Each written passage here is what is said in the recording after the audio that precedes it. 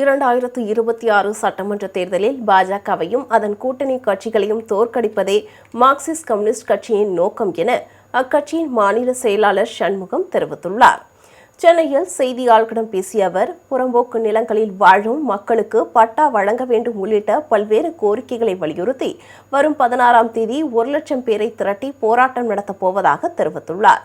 கனிம வள கொள்ளை, மாணவர்களிடையேயான சாதி மோதல் உள்ளிட்ட பிரச்சினைகளில் தமிழ்நாடு அரசு கடுமையான நடவடிக்கை எடுக்க வேண்டும் எனவும் வலியுறுத்தியுள்ளார்.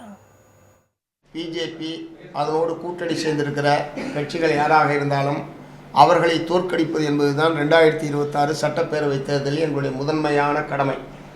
அதுக்கு உட்பட்டு எங்களுடைய தேர்தல் அணுகுமுறையை நாங்கள் உருவாக்கியிருக்கோம்.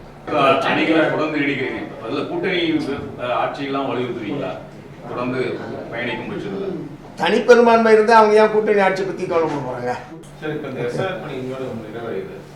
போதுமான அளவுக்கு சரியா நிறைய குற்றச்சாட்டு மக்களிடையே இதை நீங்கள் வலியுறுத்திருந்தீங்க. இப்போ நீங்கள் அதுக்காக என்ன இல்லை, இப்போ நாங்கள் போட்டிருக்கிற வழக்கு இன்றைக்கி விசாரணைக்கு வருது. உச்சநீதிமன்றத்தில் நாங்கள் திமுக போட்டிருக்கிற வழக்கெல்லாம் இன்றைக்கி விசாரணைக்கு என்பது வருகிறது. சட்ட ரீதியாக ஒரு பக்கம் அந்த போராட்டத்தை நடத்துகிறோம், இன்னொரு பக்கம் எஸ்ஐஆர் என்பதை முற்றிலும் கைவிடப்பட வேண்டும் என்பது தான் மார்க்சிஸ்ட் கம்யூனிஸ்ட் கட்சியுடைய நிலைப்பாடு. அதே நேரத்தில் தேர்தல் ஆணையம் அதை உறுதியாக நடைமுறைப்படுத்துவது என்கிற முயற்சி அது செயலில் அது ஈடுபடுகிற போது அதிலே ஒரு வாக்காளருடைய வாக்கு உரிமை கூட விடுபட்டு விடக்கூடாது என்கிற முறையில் களத்திலே நின்று நாங்கள் எங்களுடைய தோழர்கள் அந்த பணியை ஆற்றிக் கொண்டிருக்கிறார்கள். இப்போ இன்றையோடு முடிந்தாலும் அடுத்த ஆட்சேபனை தெரிவிப்பதற்கும் மறு விண்ணப்பம் செய்வதற்குமான ஒரு வாய்ப்பு என்பது இருக்கிறது.